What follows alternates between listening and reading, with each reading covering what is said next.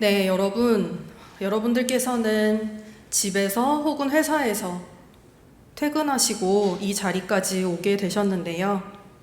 나들목에 오시기까지 어떻게 오셨는지 궁금합니다.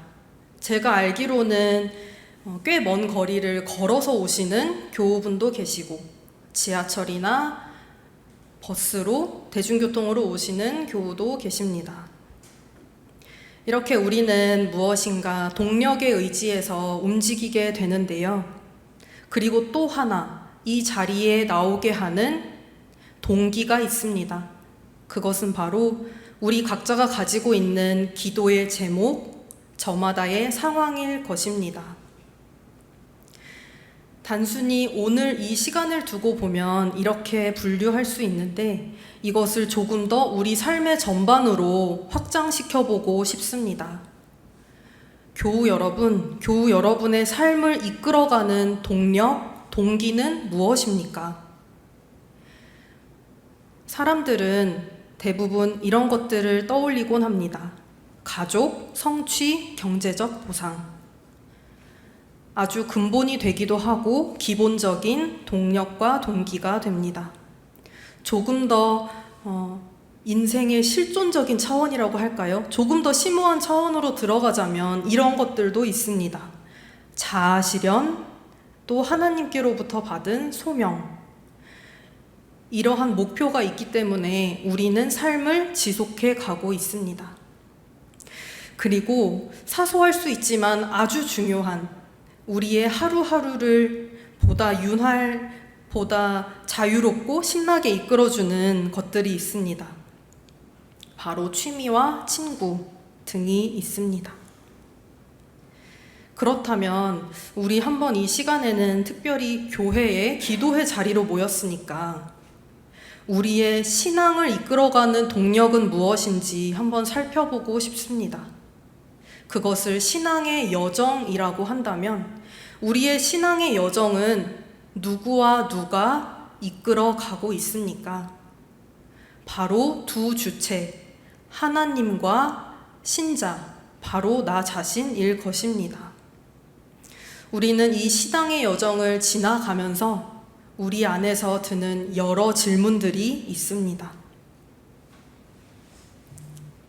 이 질문들은 하나님께 그리고 신자인 나 자신에게 던지게 되곤 합니다. 우리 각자는 그 질문들이 다 다르겠지만 오늘은 좁혀서 두 가지로만 살펴보겠습니다. 먼저 하나님께 드는 질문입니다. 주님은 정말로 신자의 인생을 혹은 신자가 아닌 사람의 인생을 끝까지 믿음직스럽게 인도하시는 분인가? 라는 질문을 신앙의 여정 중에 때때로 들게 되곤 합니다. 이 질문에 대한 답을 성경에서 한번 찾아보았습니다. 마태복음 28장 20절 함께 읽어보겠습니다. 내가 너희에게 분부한 모든 것을 가르쳐 지키게 하라. 볼지어다 내가 세상 끝날까지 너희와 항상 함께 있으리라 하시니라. 우리 안에서 드는 하나님께서는 끝까지 믿음직스럽게 인도하시는가에 대한 답을 성경은 예수님을 통해서 이렇게 말씀하셨습니다. 내가 세상 끝날까지 너희와 항상 함께 있으리라 하시니라. 그렇다면 하나님께로부터는 신앙 여정 질문에 대한 답을 어느 정도 받은 것 같습니다. 그렇다면 신자인 우리들에게 드는 질문을 정리해 보았습니다. 물론 다 같진 않을 수 있지만 우리가 살면서 한 번쯤 해볼 수 있는 질문인 것 같습니다. 여기까지 인도하신 하나님을 앞으로도 순종하며 계속 따를 수 있을까? 이러한 질문들을 우리는 때때로 혹은 항상 하면서 신앙의 여정을 걸어가곤 합니다.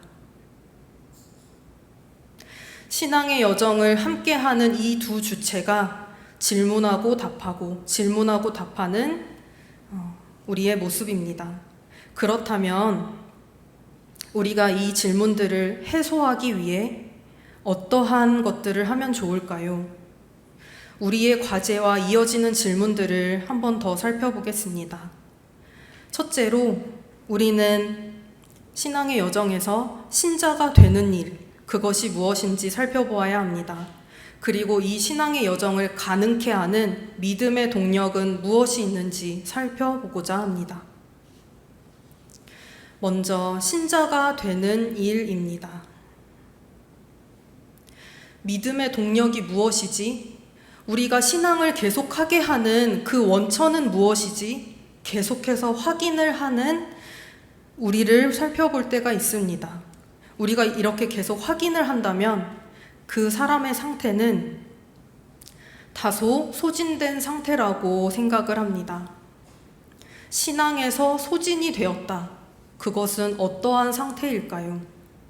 사랑이 없이 의무가 된 신앙입니다. 우리 다음 말씀을 살펴보며 사랑 없이 의무가 된 신앙의 모습의 단면을 살펴보겠습니다. 데살로니가 전서 4장 13절, 제가 읽겠습니다. 형제들아, 자는 자들에 관하여는 너희가 알지 못함을 우리가 원하지 아니하노니 이는 소망이 없는 다른 이와 같이 슬퍼하지 않게 하려 함이라. 어느 신자의 존재가 항상 슬퍼하고 항상 매몰되어 있는 상태라면 그 신자는 현재 소망이 없는 상황일 것입니다. 이렇게 우리가 우리의 상태를 진단할 때 우리는 이러한 결론을 내립니다. 영적 소진에서 회복하는 일이 필요하다. 지금 이 시기를 겪고 있는 분이 있을 수도 있고 또 우리는 앞으로 살아가면서 영적으로 아주 소진된 상태에 놓일 수도 있습니다.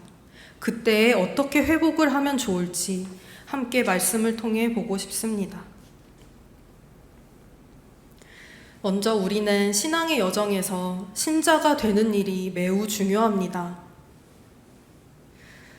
신자가 어떻게 될 것인지, 어떻게 주님을 따를 것인지를 신앙의 거인의 어깨에 올라서서 한번 살펴보고 싶습니다. 교회사 안에는 수많은 순교자들과 헌신자들, 수도자들, 신학자, 그리고 목회자들도 있습니다. 신앙의 거인을 성경 안에서 찾는다면 우리가 함께 살펴본 로마서 5장 바로 앞장에 아브라함을 들 수 있습니다.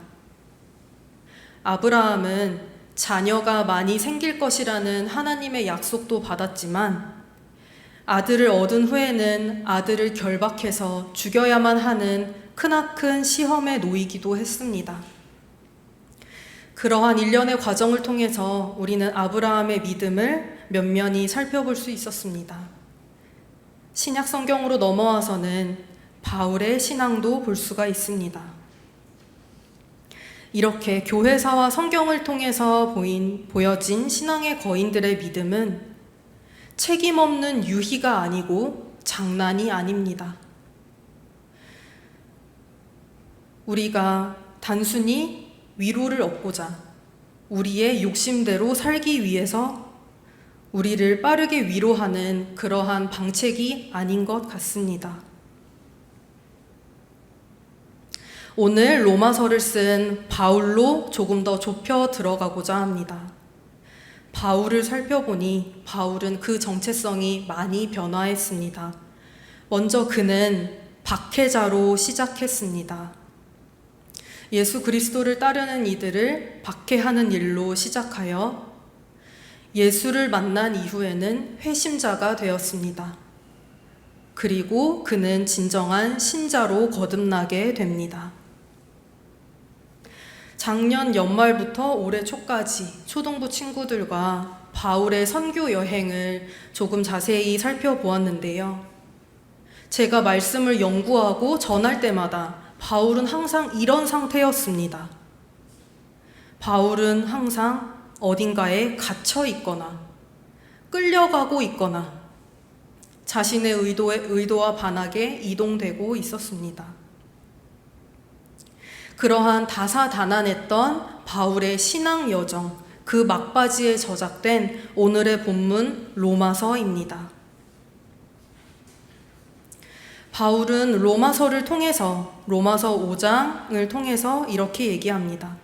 신자가 되는 일은 결론적으로 십자가의 사랑을 받아들이는 일입니다. 이 십자가의 사랑은 역설적으로, 영적으로 아주 소진될 때 그 사랑이 출발됩니다. 영적으로 소진된 자들에게는 아주 기쁜 소식이 아닐 수 없죠. 언제 그 사랑이 출발되는지 그 시점을 함께 살펴보도록 하겠습니다. 먼저 6절에서는 우리가 아직 연약할 때에, 8절에서는 우리가 아직 죄인 되었을 때에, 10절에서는 곧 우리가 원수 되었을 때에 라고 얘기합니다.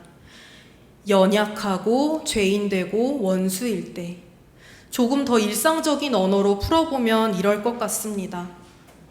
아주 무력해서 아무것도 할 수 없을 때, 내가 최악으로 바닥을 찍었을 때, 내가 가장 예쁘지 않을 때, 이럴 때 십자가의 사랑은 출발되었다고 얘기합니다.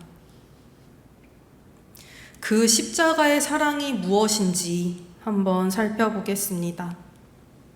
십자가 사랑의 특징 첫 번째입니다. 6절부터 8절의 말씀을 우리 함께 읽어보겠습니다. 우리가 아직 연약할 때에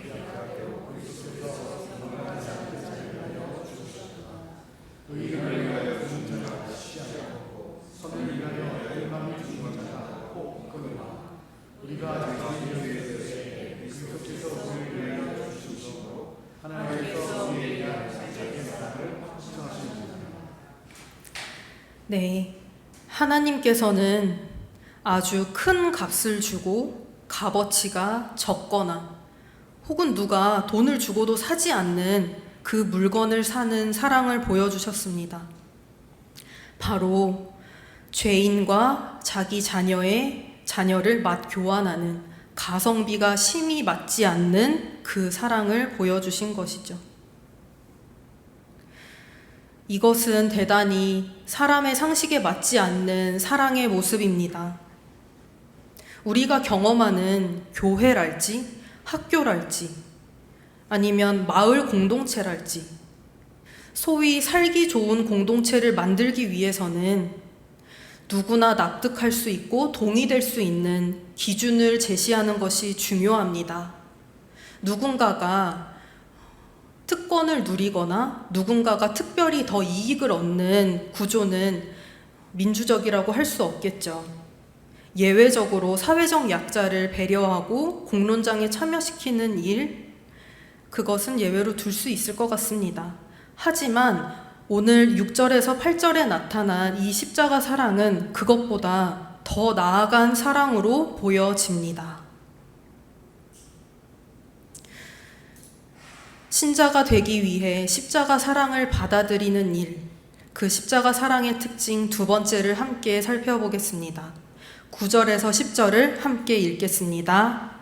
그러면 이제 우리가 그의 피로 말미암아 의롭다 하심을 받았으니 더욱 그로 말미암아 진노하심에서 구원을 받을 것이니 곧 우리가 원수 되었을 때에 그의 아들의 죽으심으로 말미암아 화목하게 되었은즉 화목하게 된 자로서는 더욱 살아나심으로 말미암아 구원을 받을 것이니라. 우리는 주님께 아직 무엇인가를 하지 않았는데 주님께서는 이렇게 사랑을 주십니다. 사랑을 주셔서 사랑받는 자의 정체성을 바꾸어 놓으십니다. 바로 원수에서 화해자, 신자의 대열로 올려주시는 것이지요. 우리가 신자가 되기 위해서는 이 십자가의 사랑을 그저 받아들이면 됩니다. 그렇다면 신자된 우리는 믿음의 동력을 어디서 얻을 수 있을까요? 이 십자가 사랑과 더불어 오늘 말씀에서는 소망이라고 합니다. 우리의 인생을 또는 우리 공동체의 그 타임라인을 만들어 보면 이런 도식으로 만들 수 있을 것 같습니다. 과거와 현재, 그리고 우리 앞에 다가오는 미래입니다. 오늘 말씀에서 이야기되는, 선포되는 소망은 현재와 미래를 이어주는 다리와도 같습니다. 이스라엘 백성들이 이집트를 탈출하여 광야에서 가나안으로 이르기까지 아주 험준하고 다사다난한 그 여정을 보낸 것처럼 우리 역시 신앙의 여정을 한 단계에서 두 단계로, 두 단계에서 세 단계로 이어갑니다. 그리고 우리의 신앙 여정에 그리스도께서는 십자가에서 죽으시고 부활하시고 그리고 재림을 기다리는 그 사이를 살아가고 있습니다. 현재에서 미래에 이르는 이 길이는 얼마나 될지 우리는 예측할 수 없습니다. 그리고 때때로 찾아오는 신앙 여정의 고비마다 우리는 길을 헤매고 방황하게 됩니다. 그 사이에 믿음의 동력을 다 잃어버린 채 소진되기도 합니다. 그런데 오늘 말씀에서는 십자가 사랑을 통해 그리고 소망을 통해 현재에서 미래로 조금 더 가뿐하게 갈 수 있게 주님께서 안내하십니다. 이것은 신자의 자존감을 채우는 주님의 사랑입니다. 이 믿음의 동력에 대해 더 살펴보도록 하겠습니다. 첫 번째, 십자가의 사랑은 하나님께서 내어주시고 그리스도께서 달리심으로 우리 바깥에서 거저 받았습니다.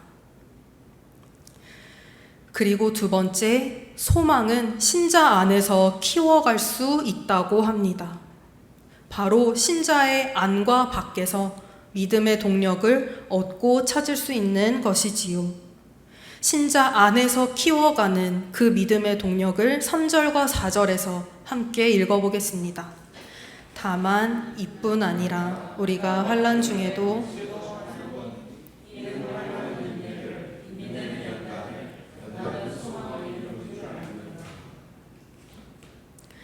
앞서 도식에서 살펴보았다시피 우리는 지나간 신앙 여정 1단계가 있고 또 그 다음에 2단계, 3단계 또 계속되는 단계들이 있을 것입니다. 다음의 신앙 여정을 지나감에 있어서 앞에 이스라엘과 또 그리스도께서 당하셨던 고난에서도 볼 수 있듯이 환난은 항상 있는 것입니다. 그런데 오늘 말씀에서는 환난 중에도 즐거워한다고 얘기합니다. 즐거워한다는 말은 다른 말로는 자랑스러워한다 라고도 얘기될 수 있습니다. 환난을 당하는 신자는 인내를 거치게 됩니다. 인내라는 단어의 뜻을 조금 더 살펴보았는데요. 헬라어로 휘포모네, 휘포는 어디 아래에, 모네는 남아있다, 머무른다 라는 뜻입니다. 무엇인가 문제 아래에서 견디고 살아내는 신자의 모습을 알 수 있습니다. 그런데 이 인내는 그 신자를 끝끝내 소멸시키는 것이 아니라 더욱 깊고 넓은 성품, 믿음의 품격을 갖게 합니다. 그것이 바로 연단입니다. 이 연단은 그저 믿음의 인격만 만들어주는 것이 아니라 앞으로 나아갈 소망으로 완성이 됩니다.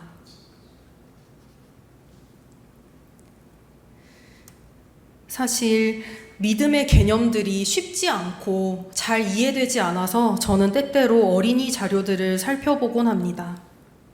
소망에 대해서 서술된 표현이 있었습니다. 조금 길지만 함께 읽어보면 좋겠습니다. 소망은 포기하지 않고 계속하는 거예요. 좋은 일을 했는데도 칭찬을 듣지 못하고 오히려 비난을 받거나 따돌림을 당할 때가 있어요. 그래도 하나님이 도와주시는 것을 알기 때문에 끝까지 좋은 일을 하는 거예요. 네. 이 글의 화자, 그러니까 어린이 신자는 하나님께서 도와주시는 것을 알기 때문에 이 신앙의 여정을 자기 혼자 지나가는 것이 아니라 이것을 주관하시고 인도하시는 하나님이 도와주시는 것을 알기 때문에 두 번째 줄에 포기하지 않고 계속하는 거예요. 이렇게 인내와 연단이 쌓여가면 그것이 소망이 되는 것임을 알 수 있습니다. 네, 이번 주에 말씀을 생각하고 준비하면서 책상에 앉아서 할 때도 있지만 조금 더 생각을 환기시키고자 산책도 많이 했습니다. 그러다가 알게 되었습니다. 저희 동네에서 모내기가 모두 맞춰졌다는 사실을요. 그래서 이 사진은 제가 집에서 나오기 전에 찍어 왔습니다. 네, 저희 동네입니다. 네, 제가 인터넷에 찾아봤는데요. 저희 동네 기준, 그러니까 제가 사는 지역 기준 5월 중순에서 6월 초순에 모내기를 한다고 합니다. 저는 이 자연 환경을 볼 때 우리 신자의 삶도 이와 비슷하지 않을까라는 생각이 듭니다. 자연은 어떤가요? 절기에 따라서 농사가 지어집니다. 이 모내기로만 이제 봤을 때는 모내기를 위해서 벼를 자라게 하기 위해서 일단 충분한 물을 대야 합니다. 그리고 모가 심겨지고 나면 하루하루의 날씨, 계절의 변화에 따라서 성장하고 익어갑니다. 그리고 추수 때가 되면 알알이 곡식을 맺게 되겠지요. 신자의 상황에 대입해 보았습니다. 신자에게는 하나님의 때라는 것이 있습니다. 기한이 차고 때가 되면 무언가 길이 열리기도 하고 닫히기도 하고 그 다음에 신앙 여정으로 넘어가기도 하고 아직 그 전 단계에 머물기도 하고 그렇습니다. 그런데 이 신자는 혼자서 가는 것이 아닙니다. 바로 우리가 살펴보았던 십자가의 사랑과 우리가 연단과 인내를 통해서 완성한 소망을 붙잡고 자라나게 됩니다. 그리고 이 신자는 하나님의 섭리 안에서 믿음이라는 열매로 맺어집니다.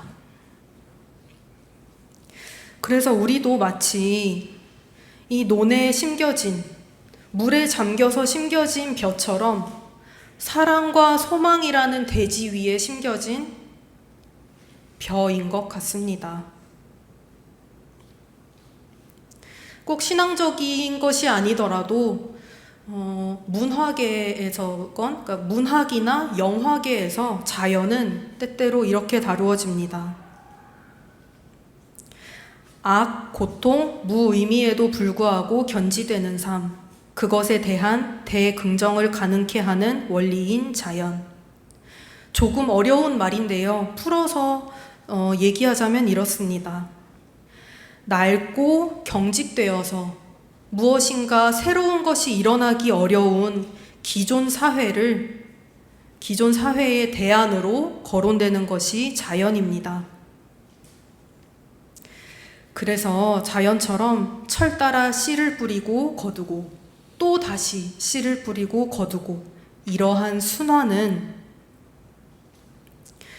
우리 믿음과 일상사회의 대안이 될 수 있는 것입니다.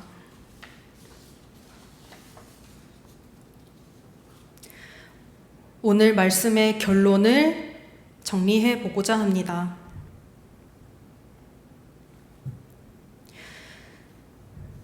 우리가 소망 없이 의무에만 충실하면서 영혼을 다 소진시키지 않으면 좋겠습니다. 십자가의 그 한없는 사랑과 우리가 하루하루의 삶에서 인내하고 연단해 나가는 그 소망으로 채우면 좋겠습니다. 신자의 자존감과 믿음의 동력을 다시 한번 챙겨서 우리를 기다리는 교회와 일상으로 다시 나아갑시다. 그곳에서 경청하는 가족, 비폭력적으로 대화하는 가족, 깨어있는 시민, 민주적인 교회, 그리고 보듬는 아둘람이 되면 좋겠습니다. 네, 기도하겠습니다.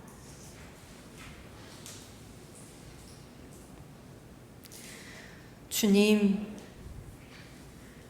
우리가 사랑 없이 의무에만 충실할 때 작은 환난에도 작은 도전 과제에도 너무 쉽게 좌절됩니다. 우리가 최선을 다하고 열심히 하는 것도 중요하지만 그 모든 것의 원천인 그리스도의 사랑, 하나님의 사랑을 다시 한번 생각나게 해 주십시오. 우리가 그 사랑과 소망 안에 충분히 잠겨서 먹고 마시며 주님 안에서 자유롭게 유영하는 그러한 신자 되기 원합니다. 우리가 우리 스스로를 그렇게 돌보고 또 우리 옆에 있는 아둘람 식구들을 돌보면서 다시금 회복하여 올해의 하반기를 살아내는 예인의 교우 그리스도인이 되기를 원합니다. 예수님의 이름으로 기도드립니다. 아멘.